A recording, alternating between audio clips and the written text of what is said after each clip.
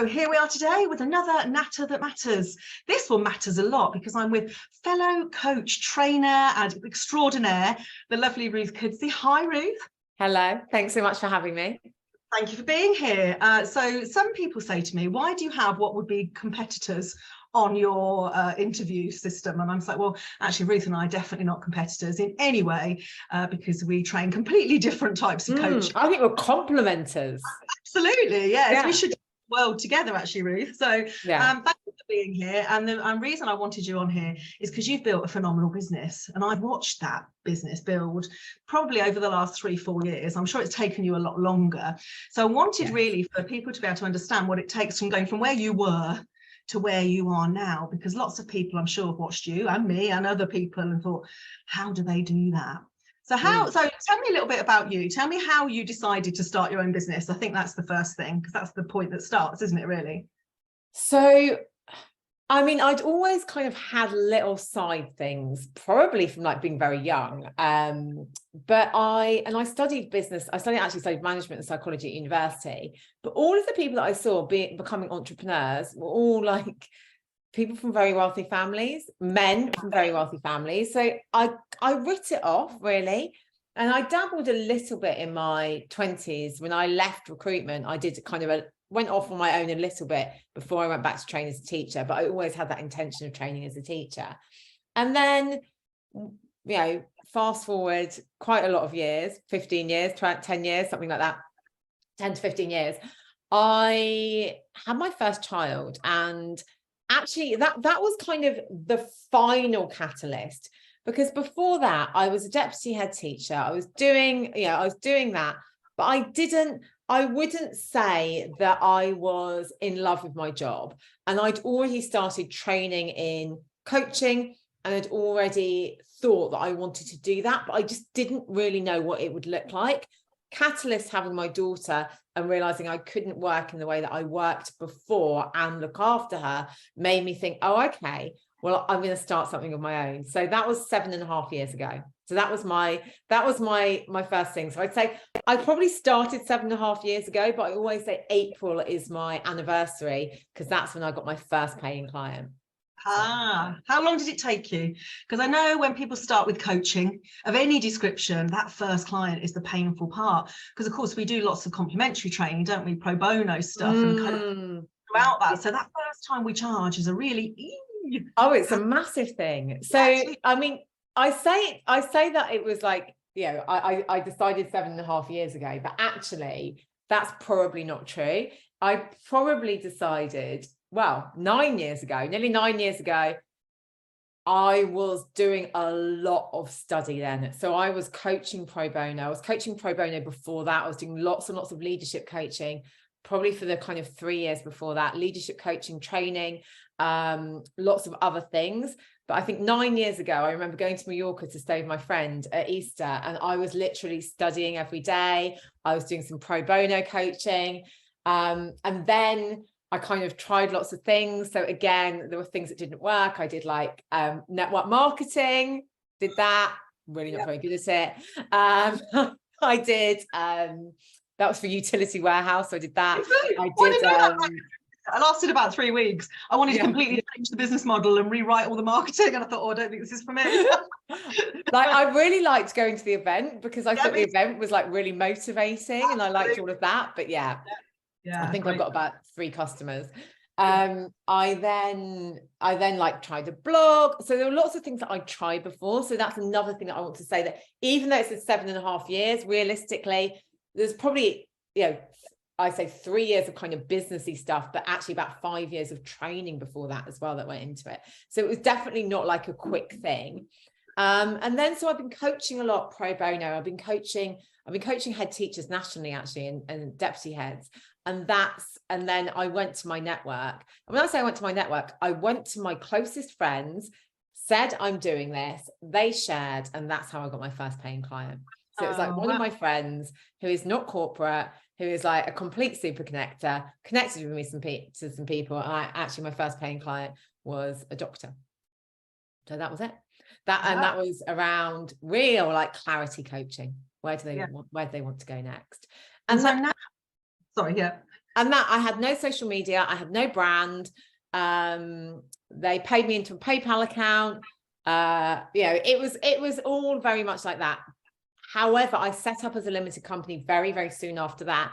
And again, the reason for that was because I looked at my contract at work. I was going on my second maternity leave, and I realized that if I'd set up a company before I went on maternity leave, that was okay, but I couldn't set one up when I was on maternity leave. And equally, because I set up a limited company, I could be, money could be coming in, but obviously I wasn't giving myself any of that money. So that was okay for tax and everything else as well. So it was kind of a practical move rather than like, I'm going to go limited straight away. Yeah. And so now look at the picture. So back then, because the trouble with a lot of people, and you'll remember it, we just can't visualize how it feels to be, even 5-figure, 6-figure, 7-figure successful. Like, I don't know about you, but I looked at the people back then and thought, God, like that sounds incredible. How did they get there? And so how did you kind of get from there to kind of your 50K? Because that's kind of where I help people to get to first.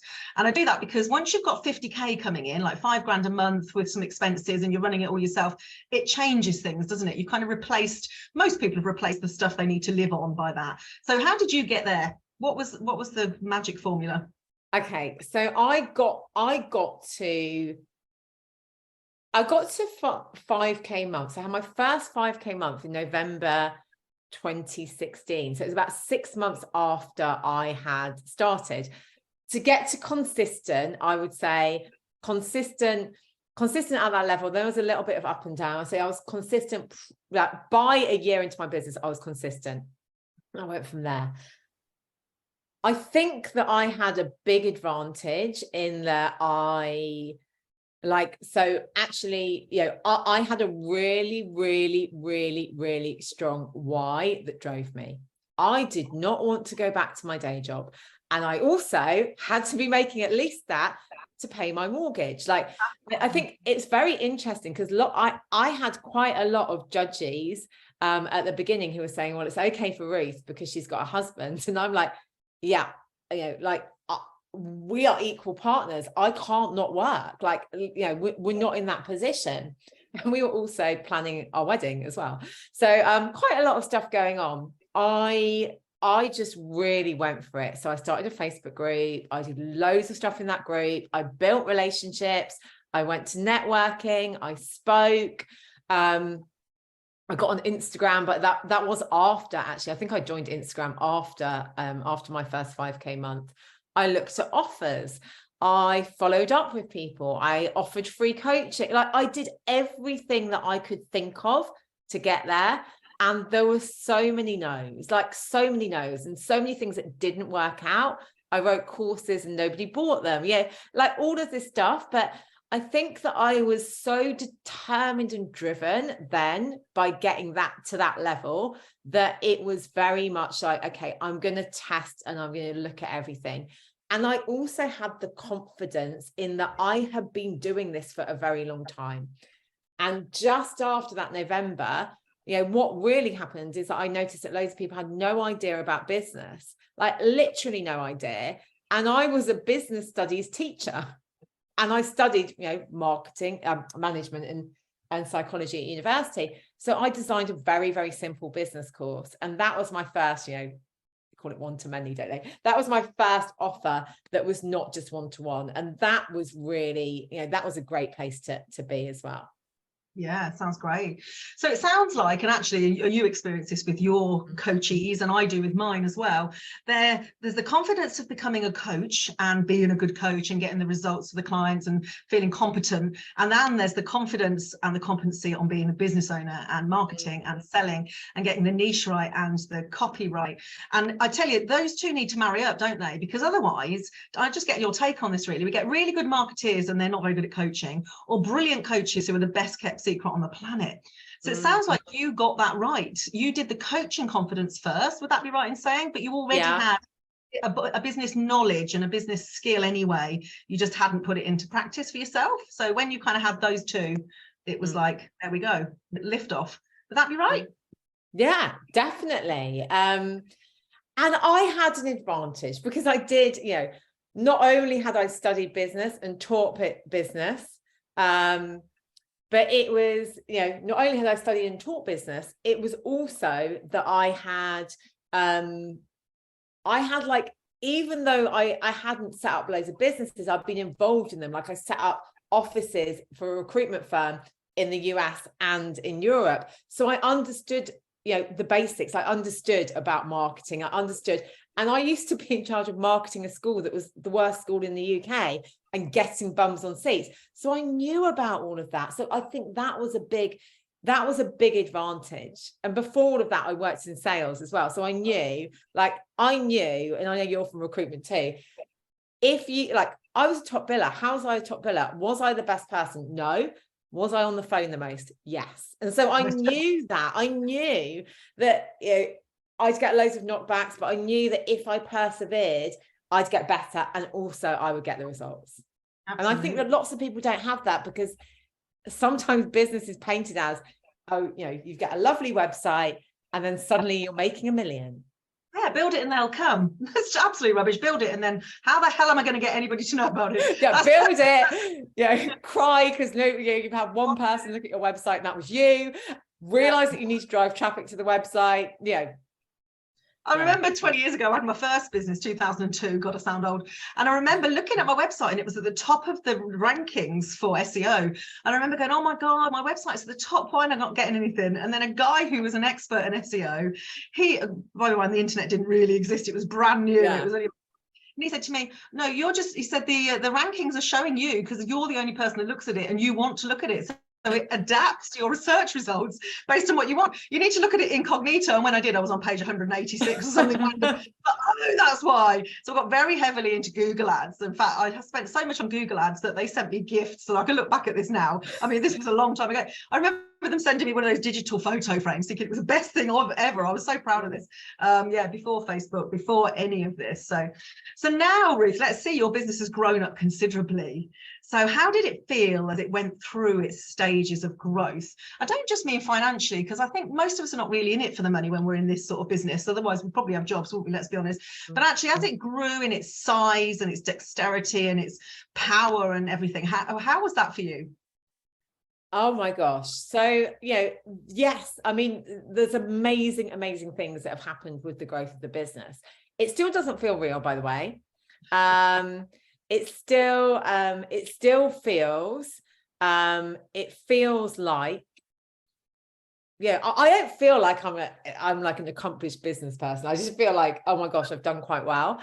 But there were definitely challenges. I mean, so I have two businesses. I have my coaching business and my training business. My coaching business grew, and we were doing starting in 2016, 2017, 2018, 2019, 2020, that was my main focus. So it was doing well. It was making, blah amount of money, all of that stuff, doing well. And that still does well. That still does okay. It's not at the same level as it was because I changed my focus and they've got the training business too. So the training business in 2021, I think we 9 times our revenue. Wow. So we went from, we got to 7 figures. Now, lots of people are like, oh my God, that's amazing. You quantum leaped, you did all of that. 10x. Yeah, amazing. 10 extra business. Yeah. Would I want to 10x that business again? No way. So last year we stayed at about the same level, and our revenue dropped. I mean, it dropped a tiny bit. Actually, the year didn't, the financial year did, but the calendar year didn't because of how it works. But I didn't mind, because actually it was, we needed to solidify. We grew and we were able to, we still got great feedback on our courses, all of this, that was great. But then we needed to sort out the team. We needed to sort out structures and processes and systems. Our team got too big. Our costs went too high. It was incredibly stressful. I had to learn so much because I am somebody, this because you've met me, I trust people on a dime. I trust anyone. I'm the same. I've completely been shafted by many people over the years. And every time I think I'm not going to do that again, and every time I'm like, oh no, you've done it again. Yeah, you're like, oh, okay. They're not actually my friend. No. Like those friends in the playground when you're 4, like, am I your friend? You're my friend. And we're like, oh, okay, cool. Yeah, not everybody. Like, trust does have to be earned sometimes. But also, when somebody has, when there's situations, you have to go inward, but also be kind to yourself. Like, I was really beating myself up. And now today, sitting here, our team is smaller. It works so much better. People are happy. Like, all of this, was it always like that? No. Was I was stressed. Like, and then you're putting on top of that family stuff and personal stuff. And so, yes, it's amazing. It's amazing to have a positive impact. It's amazing to do the work that you do. But it's not champagne and unicorns the whole time.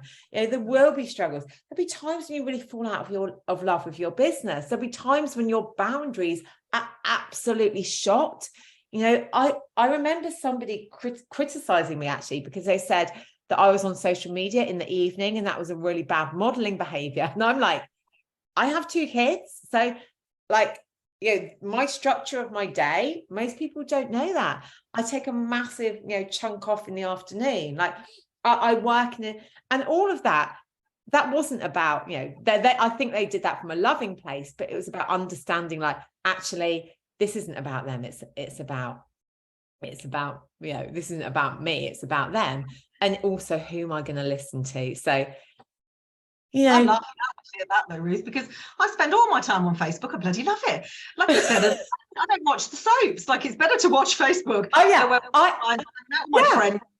Like, I don't watch the soaps either. Like, I don't really, and this is the interesting thing, is I don't go on social media. Like, I don't really personally use social media.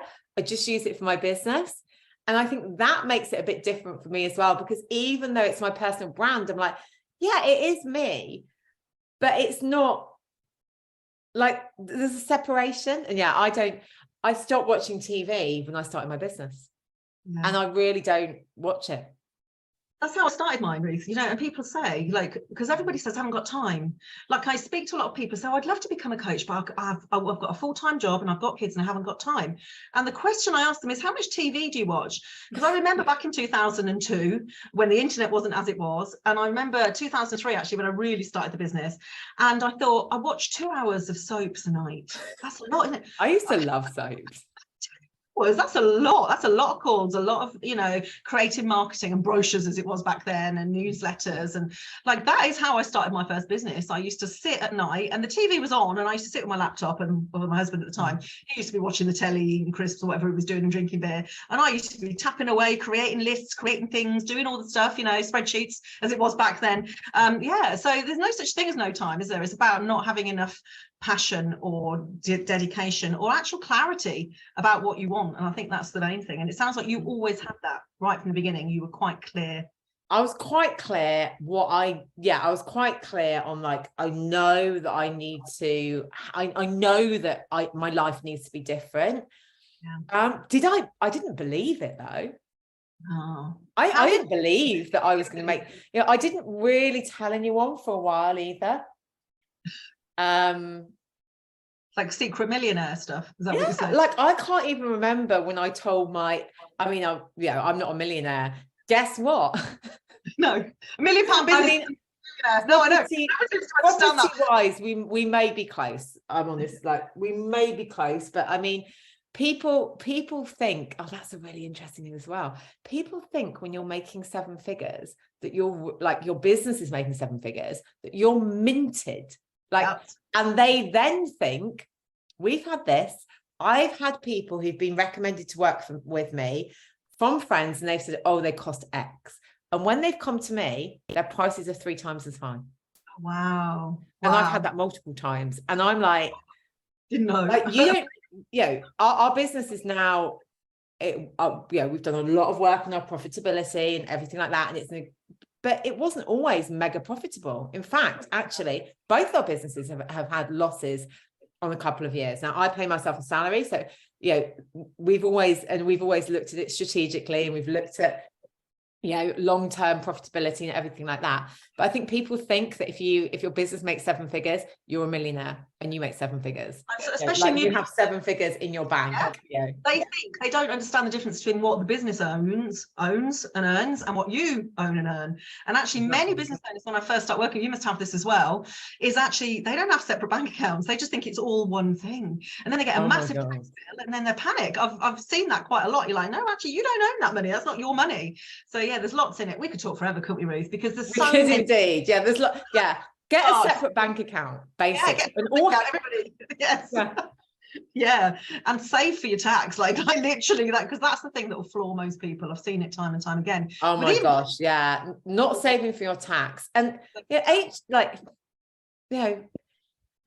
HMRC, like their job is to get your tax. So, and actually, like you owe it to them. Like, you know, like this isn't. It's not a nice to have. It's a they have to have it. You do. So thank you for being here today, Ruth, and I really appreciate your time. And so if somebody wants to come and do some work with you and become an ICF coach, a really hot one, how do they do that? What's the first step to kind of reaching out or becoming? So, well, check us out at Optimus Coach Academy. And what we do is we run taster sessions, we run workshop weeks. So we give you a flavour of what we're about. And then we really encourage people to come to those. So we have at least a couple of taster sessions a month and a workshop week every couple of months. And if you're kind of at a place where we don't have one coming up, just message and we can send you recordings and stuff as well. But have a feel of it first. Think about if it's right for you. So again, you know, we're not 10 times in our business anytime ever again in my life. So, you know, we have relatively small groups. You know, it is that level of personalization, which I like. I'm not, and that's where I'm really happy. And that's where we can deliver great results. So come and check us out and see if it is the right thing for you. Yeah, it's not a quick decision to make, I don't think. It is a really big, I think once you go down that road of personal development, because of course you're doing a lot of your own work to start with. Oh yeah, a lot. I know my latest coach practitioner course, we're on week 4 and already they're like, holy crap. I just thought I had to ask some questions and listen. I didn't realize there was so much involved in it. Like, no, I think people don't know. So it's definitely worth going and checking out what's required. It's not about just financial. In fact, honestly, that's not the biggest commitment really, is it? It's the time, the energy, the commitment to process and dedication. And that's the same if you're becoming an NLP, deep structure coach with me, or an ICF Ruth, or any kind of coach that's actually going to be good, really good coaching. So I really recommend you go and follow Ruth. We've both got great names. Kudzi is not one you can not recognize anywhere. So we're quite findable. We're not like Sarah Smith or John Jones, are we? We're like, we're not. It can be found quite easily. So go and find Ruth and join. She's got a couple of Facebook groups. Go and find her there and see what it's all about. And of course, if you are business building, then keep going, but make sure you've got some clarity and you've got some structure and you've got some skills. But most of all, as you can hear from Ruth and me, you've got to have a bit of confidence and also a bit of balls. Honestly, you've got to have a bit of courage, haven't you? Courage without confidence and confidence without courage are just a recipe for disaster. You've got to have a bit of both. So thank you very much for being here with me today, Ruth, and I look forward to coming to your next coaching week, because I always learn something and meet some great people, and look forward to doing some collaborating in the future. Definitely. Thank you so much.